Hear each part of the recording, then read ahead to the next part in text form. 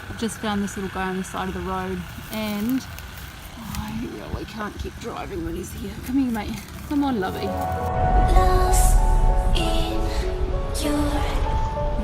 Little sweetheart's been abandoned. So, just thinking if I've got a bag. Oh, look at his skin and fur. Oh, sweetheart. We'll get you some help, darling. Oh, little shakies, little shakies. Okay, so I'm just looking at actually what I have in the scooter to be able to carry her back.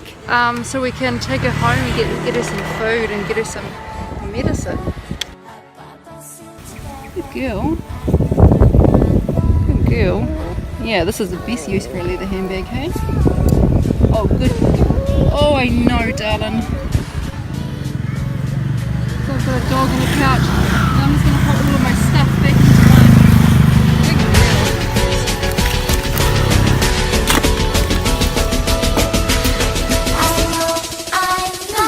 Getting back to find the kids with a dog in my front pouch.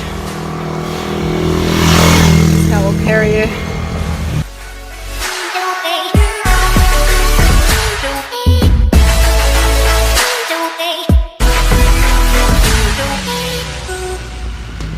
We've just arrived at the club. This is where the kids play rugby on a Wednesday. Bailey School's just next to this. And I definitely won't be allowed in past security with a dog in my handbag, so I will be sending the kids a message to come out and meet me outside. Just got home and our dog, this is actually our dog that we got as a foster dog.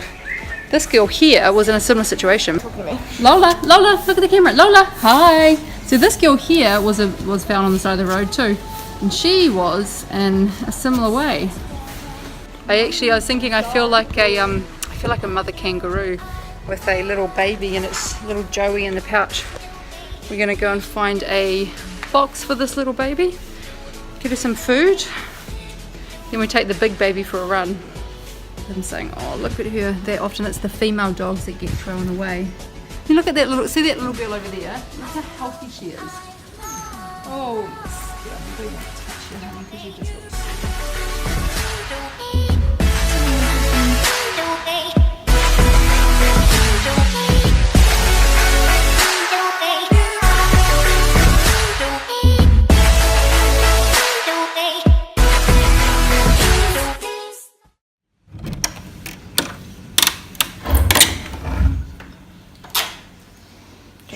I told Lola up. Yeah. Now it's morning time and she's had her first night.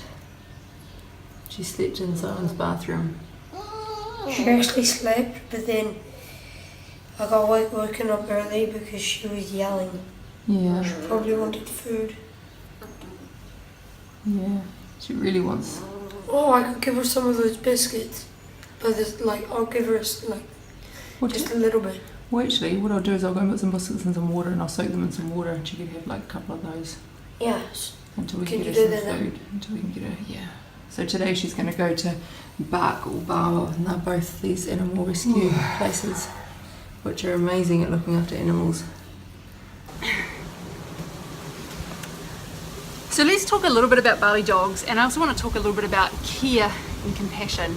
So for those of you who have been following my channel for a while, you'll know that we live in Bali, Hinari, myself, and we moved here about 3 years ago to give the kids essentially a wider view on the world. This is our dog Lola. So Lola is a true to form Bali dog, and so when Lola was first found, she was in a very similar condition as the little dog that you've seen in the video here.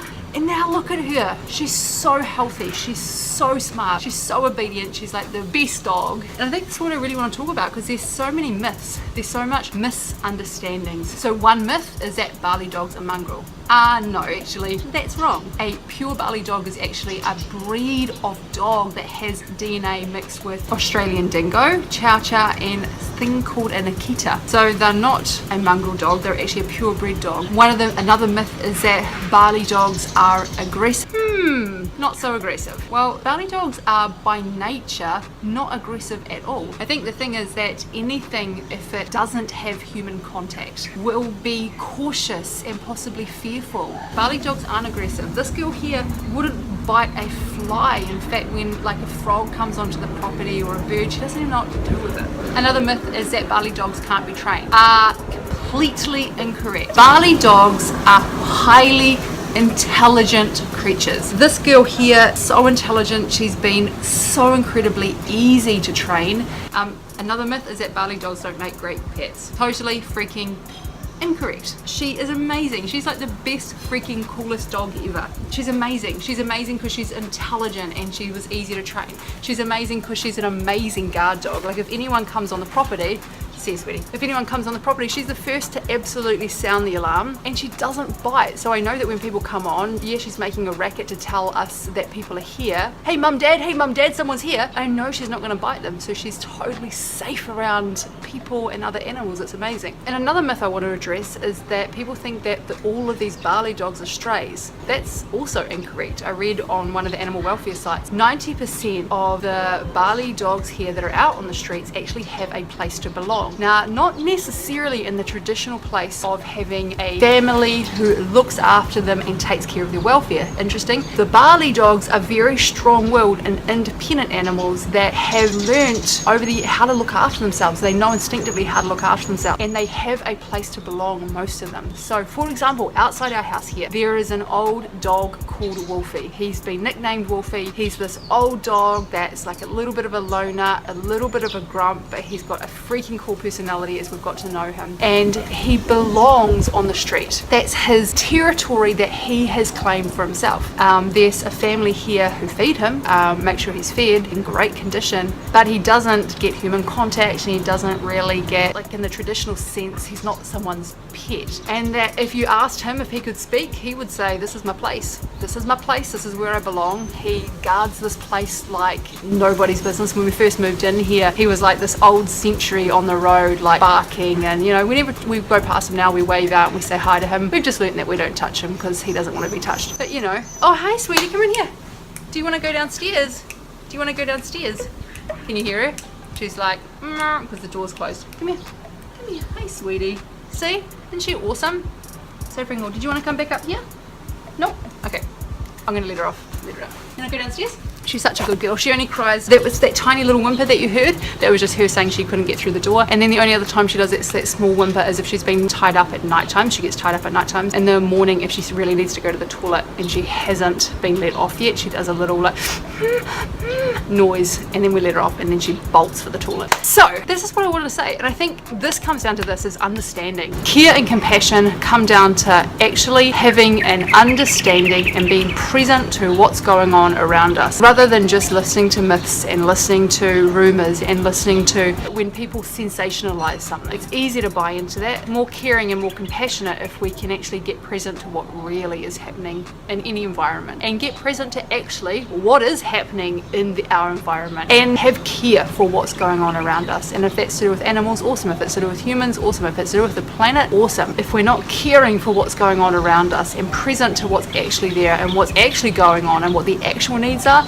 then what the hell are we actually doing? What are we doing? Are we just walking around with our eyes closed? Two things I want to say to finish with. Probably three. One, sterilizing dogs is important, so important. A lot of the times it's the little girl dogs that are discarded or abandoned because people don't understand around the whole sterilization process. So sterilize animals. If you've got a dog and if you're not going to be responsible and accountable for the puppies, get it sterilized. Number two is adopt, don't shop. There's so many freaking amazing animals that want homes, that are craving a family, that are craving love. You know, animal welfare places are overpopulated. They're in desperate need for families. And then we have people who are out spending hundreds and hundreds of dollars on purebred dogs, which I've actually got nothing against purebred dogs. I love animals, period. And do we need to be spending all that money on animals that are bred purely for making money when we could actually take an animal out of the shelter and give it its home, and they end up being effing amazing pet?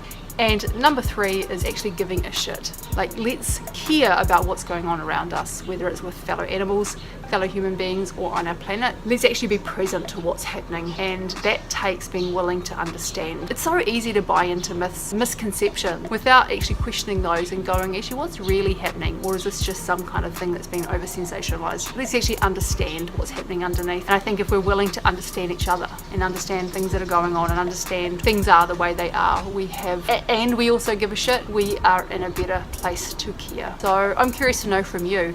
Pop in the comments below, what has this video perhaps meant for you? Have you learned something new in this? And also I'd love to know if you've adopted any animal and helped them find a loving home. I'd love to hear the story about what's your animal's name, what was their little story, and what are they like now. And please subscribe if you're interested in having dialogues that are real, dialogues that help us to get present to what's happening and open us up to even more. Get subscribed.